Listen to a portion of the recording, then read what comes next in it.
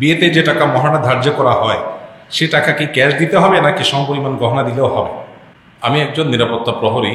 আমাকে day night duty করতে হয়। এমত অবস্থায় রাত্রিকালীন ডিউটিতে আমার অনিচ্ছায় ঝিম বা ঘুম চলে আসলে, হঠাৎ ঘুমিয়ে গেলে আমার ইনকামে কোনো ইনকাম হারাম হবে কিনা?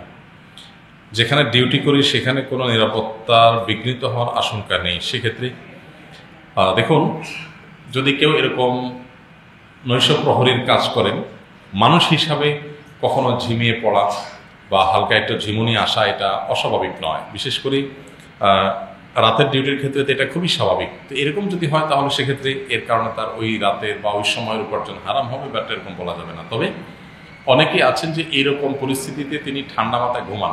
নৈশ প্রহরীর ডিউটি, তিনি সেখানে দেখা যায় যে আশেপাশে কোনো খাটে, কোনো সোফায়, কোনো জায়গায় খুব আরাম করে বেশ ঘুমান, ডিউটি করেন তিনি ঘুমিয়ে ঘুমিয়ে। তো এরকম যদি হয় তাহলে তার জন্য সেটা হালাল হবে না, তার সে উপার্জন হালাল হবে না এবং সেটা তার জন্য জায়েজ হবে না। আপনি বসে ডিউটি করছেন, দাঁড়িয়ে ডিউটি করছেন, এর মধ্যে কখনো তন্দ্রা চলে আসছে, কখনো আপনার ঘুমের ভাব চলে আসছে, তো এইটার কারণে ইনশাল্লাহ এটা না জায়েজ হবে না, আপনার উপার্জনটা হারাম হবে না। কারণ হলো এটি আপনার সাধ্যের বাইরে। মানুষ যখন সাধ্যের বাইরে কোনো কিছু করে, মানুষ যখন নিরুপায় হয়ে কোনো কিছু করে, তখন সেটার জন্য তার আল্লাহর কাছে জবাবদিহিতা থাকে না। লা ইউকাল্লিফুল্লাহু নাফসান ইল্লা উসআহা। মানুষের সাধ্যের কোনো কিছু করতে মানুষকে আল্লাহ তাআলা বাধ্য করেন না। বিধায় আশা করা যায় এর কারণে গুনাহ হবে না ইনশাআল্লাহ তাআলা। আমি একটি আরএমজি কোম্পানিতে জব করি। একই লোকের কয়েক প্রশ্ন, মাত্র একটা প্রশ্নের উত্তর দেব। আমি একটি আরএমজি কোম্পানিতে জব করি। 12 ঘন্টার মাঝে কোম্পানি আমাকে 1 ঘন্টার লাঞ্চ এর সময় দেন। 11 ঘন্টা টাকা পরিশোধ করেন। লাঞ্চ করে আমার আসার সময় যে কোনো কারণে 10 বা 20 মিনিট লেট হলে অতিরিক্ত 10-20 মিনিটের টাকা আমার জন্য হালাল হবে কিনা? লাঞ্চের জন্য যে সময়টা দেওয়া হয় সেটা যদি যৌক্তিক এবং সাফিসিয়েন্ট হয় তাহলে অতিরিক্ত সময় যদি ব্যয় করেন অবশ্যই সেই টাকা আপনার জন্য হালাল হবে না। বরং আপনাকে মনে রাখতে হবে যে লাঞ্চের জন্য যৌক্তিক সময় দেওয়ার পরও যদি আপনি আরও 10-20-30 মিনিট এদিক সেদিক ঘোরাফেরা করলেন, মোবাইল টিপাটিপি করলেন, আড্ডাবাজি করলেন, দেরিতে এসে কাজে জয়েন করলেন, তাহলে ওই সময়টুকু যেহেতু আপনি নষ্ট করেছেন, সেজন্য আপনার ডিউটির পরে বা অন্য কোনো দিন ডিউটি করার সময় এরকম 10-20-30 মিনিট প্লাস করে দিবেন ডিউটিতে, বেশি ডিউটি করে এটা পোষায় দিবেন। তাহলে আশা করা যায় সেটা আপনার জন্য যথেষ্ট হবে। তা না হলে এই 10-20 মিনিটও আল্লাহ তাআলার কাছে আপনার অনেক বড় দায় হিসাবে থেকে যাবে। কিয়ামতের ময়দানে ভয়াবহতাটা এরকম যে দুনিয়াতে আমরা অনেক কিছু খুব তুচ্ছ মনে করি, ছোট মনে করি। আল্লাহর কাছে কোনো কিছু তুচ্ছ না। ভালো কাজও যদি হয়, ছোট ভালো কাজও সেটা অনেক বড় ব্যাপার। লা তাহকিরান্না মিনাল মা'রুফ, সেই নবী সাল্লাল্লাহু আলাইহি ওয়াসাল্লাম বলেছেন কোনো ভালো কাজকে ছোট মনে করবেন, সে যত খারাপ ভালো কাজই হোক না কেন। একইভাবে আল্লাহ বলেছেন ওয়া মান ইয়ামাল মিসকালা যাররাতিন শাররান ইয়ারা, খারাপ বিন্দু পরিমাণও যদি হয় বা যাররা পরিমাণও যদি হয় সেটার পরিণতি আপনাকে ভোগ করতে হবে। এই জন্য এই ধরনের পরিস্থিতিতে আমাদেরকে মাথায় রাখতে হবে যে কোনো অবস্থাতেই যেন আমি কোম্পানিতে জব করতে গিয়ে কোম্পানির ডিউটির মধ্যে আমি ব্যক্তিগত কাজ না করি, সময় নষ্ট না করি। যদি আমার দ্বারা হয়ে যায় তাহলে এটা পুষিয়ে দিতে হবে অন্য কোনোভাবে। 10 মিনিট, 20 মিনিট, 30 মিনিট যেটাই নষ্ট করেছি ডিউটির শেষে একটু অতিরিক্ত ডিউটি করে, আগে করে, অন্য কোনো দিন বাড়িয়ে ডিউটি করে আমাকে সেটা কভার করে দিতে হবে। তা না হলে এই টাইমের উপার্জনটা হালাল হবে না। এরপর প্রশ্ন হলো, বিয়েতে যে টাকা মহারণা ধার্য করা হয় সে টাকা কি ক্যাশ দিতে হবে নাকি সমপরিমাণ গহনা দিলেও হবে?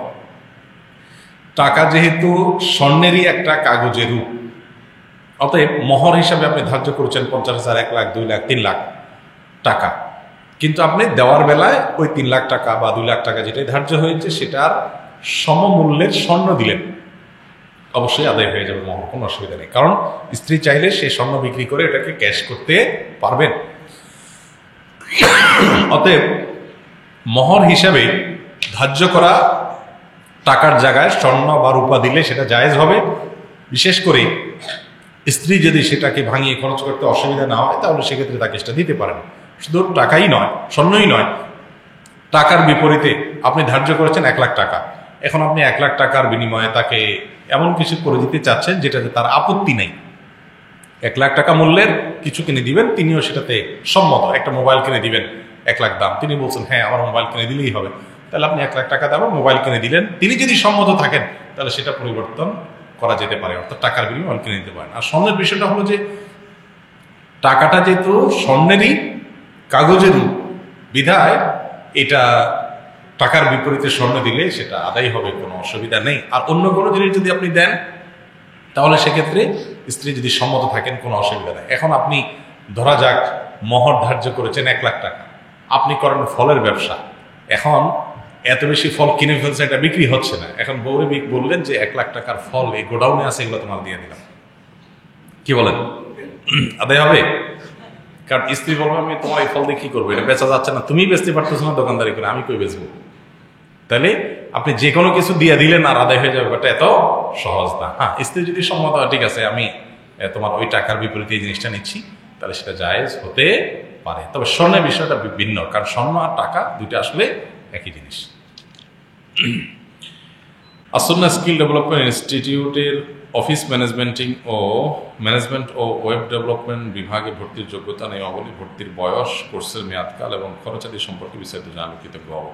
এটা বিস্তারিত জানার জন্য আসন্না ফাউন্ডেশন অফিসে যোগাযোগ করবেন এবং এই বিষয়ে বিস্তারিত জানার জন্য ফাউন্ডেশনের টেলিফোনে ফোন করে আপনি জানতে পারবেন। বিস্তারিত তথ্য উপাত্ত আপনাকে আমি দিতে পারবো না, যে কখন কি করবেন না করবেন, খুচরা ছোটোখাটো যে নিয়মাবলী আছে সবগুলো তো আমি মুখস্থ ধরে নিয়ে বেড়াই না, যার কারণে এটা আপনি অফিসে যোগাযোগ করবেন মেহরবানি করে।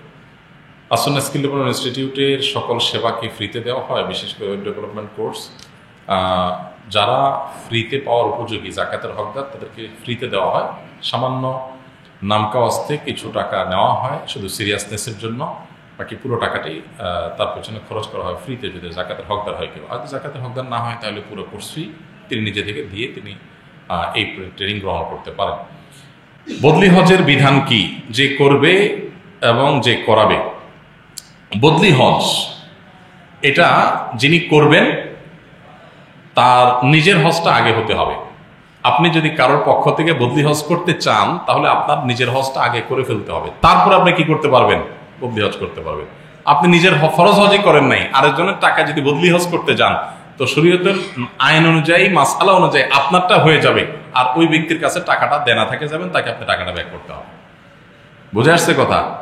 তো আপনি আপনার বাবা মা, আত্মীয় স্বজন বা নিজের পক্ষ থেকে যদি কাউকে দিয়ে বদলি হজ করাইতে চান, আগে নিশ্চিত হবেন লোকটা নিজের হজটা করছে কিনা, এটা একটা বিষয়। বদলি হজের অনেক মাসাইল আছে, এখানে আমরা শুধু মৌলিক মাসালাটা বললাম। পাশাপাশি আরেকটা বিষয় বলতে পারি, বদলি হজের কোনো বিনিময় গ্রহণ করা জায়েজ নাই, যদি অনেক ওলামা জায়েজ বলেন, কিন্তু বিশুদ্ধ মত অনুযায়ী এটা একটা ইবাদত, ইবাদতের কোনো বিনিময় গ্রহণ করা জায়েজ নাই। অর্থাৎ যিনি বদলি হজ করবেন যা খরচ হবে তিনি সেটা শুধু নেবেন, আর পরিশ্রম যেটা কমে এটার জন্য আল্লাহর কাছ থেকে আজর আশা করবেন। আর যিনি বদলি হজ করাবেন তিনি নিজে শারীরিকভাবে যদি হজ করতে অপারগ হন, অক্ষম হন, তাহলে তিনি কি করবেন, বদলি হজ আরেকজনকে দিয়ে টাকা দিয়ে করাবেন। নিজে শারীরিকভাবে আপনি যেতে পারেন, কিন্তু তারপর আপনি আরেকজনকে পাঠিয়ে দিলেন, এটা কি হবে না, জায়েজ হবে না। পয়সা কড়িয়ে আছে অনেক, কিন্তু সময় নেই, আপনি যেতে চাচ্ছেন না, আরেকজনকে টাকা দিয়ে হজ করেছেন, এভাবে 500 লক্ষ যদি হজ করান তাতে আপনার যে ফরজ হজ সেটা আদায় হবে না।